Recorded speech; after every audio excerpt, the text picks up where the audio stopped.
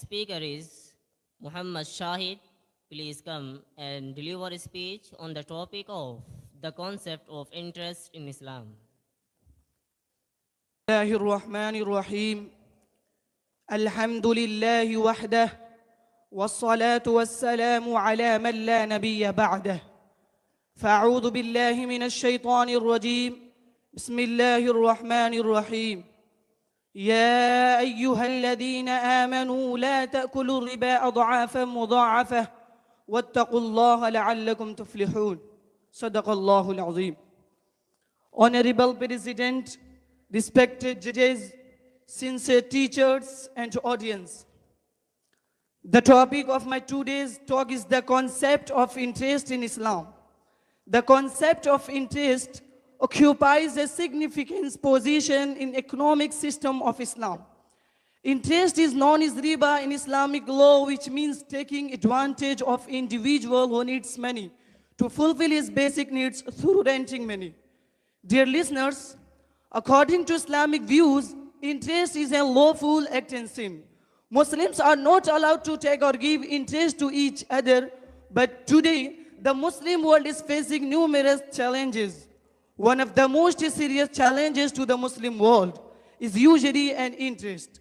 Muslims are forced to take or give interest in banking system.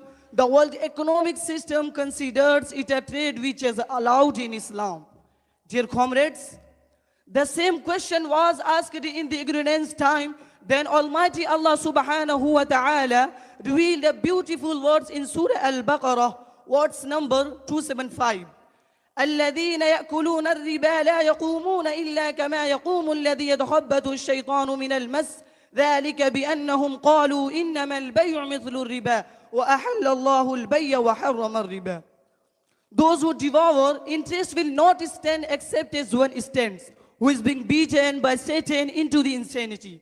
That is because they say trade is just like interest, but Allah has permitted trade and forbidden interest. Dear brothers, usury is not like a trade, because trade makes benefit, but usury always gets loss for a person who borrows money. Because of usury, the rich becomes the richest and poor becomes more poor. In fact, it's injustice, and Allah never allows us to do injustice, because Allah is just and He always wants justice.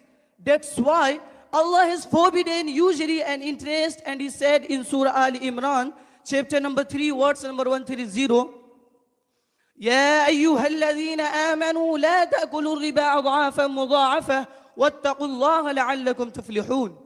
O you believers, don't devour riba double and treble, but fear from Allah that you may really successful.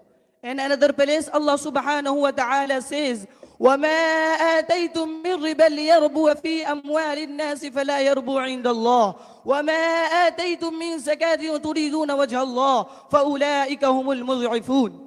That which you are doing to increase through others' property will never increase before Allah subhanahu wa ta'ala. And that you spend on charity, seeking the countenance face of Allah, will increase. It is those who will get recompense multiplied. My dear audience, there are many combinations mentioned in the Quran and Hadith about usury. The Prophet Muhammad sallallahu alaihi wasallam said, I came across some people in the night in which I was taken to the heavens. Their stomach were like houses wherein many serpents, which could be seen from the front of their stomach. I asked Jibreel, who are these people? He replied, these are those who devoured usury. And when another place, the Prophet Muhammad sallallahu alayhi wasallam said, the usury has 70 divisions. The easiest division of them is man marrying his mother. My dear fellows, Islam is not only the major religion of the world, which mention the prohibition ban on interest, but similar prohibition and ban are also found in another religion as well. In ancient Hindus, scriptures have condemned riba as an evil and have restrictions on their operation. In Judaism, the Torah has also negated usury and riba. The Christianity has similar views, just like other religion prohibits riba.